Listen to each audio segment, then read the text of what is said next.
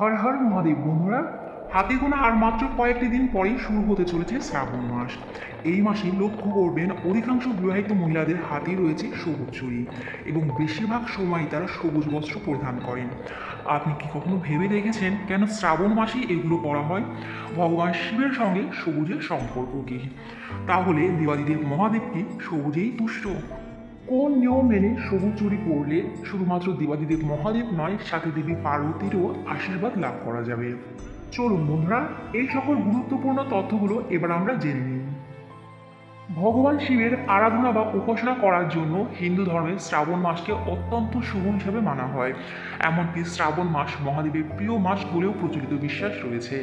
তাই শ্রাবণ মাসকে শিবের মাসও বলা হয়ে থাকে। হিন্দু ধর্মাবলম্বীদের কাছে শ্রাবণ মাস সব থেকে পবিত্র মাস।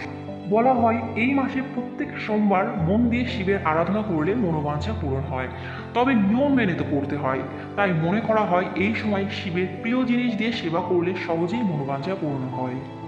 ভগবান শিবের প্রিয় রং সবুজ, তাই এই মাসে অধিকাংশ মেয়েদের সবুজ বর্ণের কাচের চুড়ি ও সবুজ রঙের পোশাক পরিধান করতে দেখা যায়। তবে সবুজ রঙের কাচের চুড়ি ও পোশাক পরিধান করলেও এই রঙের বস্ত্র ও অলংকার পরিধান করার পেছনে কী কারণ লুকিয়ে আছে তা অনেকেরই অজানা। পুরাণ মতে শ্রাবণ মাসকে ভগবান শিবের জন্ম মাস হিসাবে উৎসর্গ করা হয়েছে।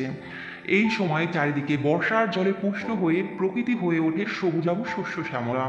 মহাদেবের আরেক নাম পশুপতি। পশু পাখিরা যেহেতু প্রকৃতিতে লালিত পালিত হয়, তাই পশুদের পাশাপাশি প্রকৃতিও দেবাদিদেবের খুব কাছের, খুব প্রিয়। আর এই প্রকৃতি সতেজ ও পূর্ণ অবস্থায় সর্বদা সবুজ বর্ণ ধারণ করে। এই সবুজ রঙই বিশুদ্ধতা, সতেজতা ও পবিত্রতার প্রতীক। তাই আরাধ্য ভগবান শিবকে প্রসন্ন ও তুষ্ট করতে স্বামী ও সন্তান ও পরিবারের মঙ্গল চেয়ে সবুজ রঙের কাচের চুড়ি ও পোশাক পরিধান করে থাকেন মেয়েরা। বাস্তু বিশেষজ্ঞরা মনে করেন সবুজ রং প্রচুর মাত্রায় জীবের মধ্যে পজিটিভ এনার্জির প্রতিফলন ঘটাতে সাহায্য করে। তাই মানসিক ভারসাম্যহীনতা বা মানসিক অশান্তি হলে ডাক্তারেরা পাহাড়ে ঘুরে আসার পরামর্শ দিয়ে থাকেন। কেননা পাহাড়ে অধিক মাত্রায় সবুজ পরিবেশ বিরাজ করে, যা মনকে শান্ত ও শীতল করে। শ্রাবণ মাসে ভগবান শিবের আশীর্বাদ পেতে নানা ধরনের ব্যবস্থা নেওয়া হয়। এই পবিত্র মাসে সবুজ শাড়ি ও সবুজ চুড়ি পরলে ইতিবাচক শক্তি আসে। বিশ্বাস করা হয় সবুজ রং মহাদেবকে খুব খুশি করেন।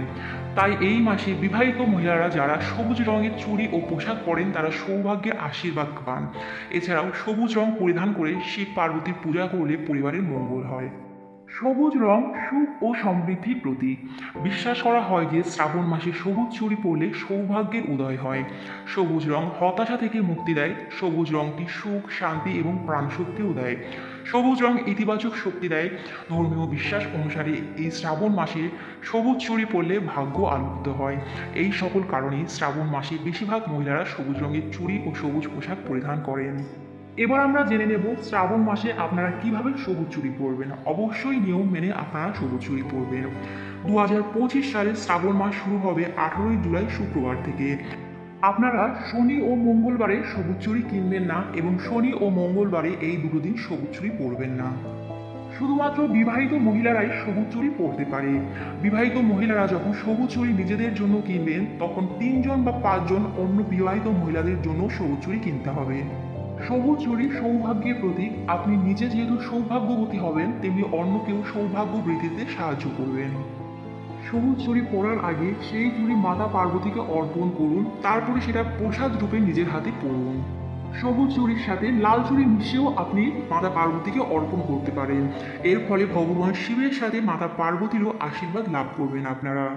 শ্রাবণ মাসে সবুজ চুড়ি পরার পরে আপনারা চেষ্টা করবেন পুরো শ্রাবণ মাস জুড়েই নিরামিষ আহার গ্রহণ করার জন্য। যদি সেটা সম্ভব নাও হয়, প্রত্যেকটি সোমবার মহাদেবের আরাধনা ও ব্রত উপবাস করবেন।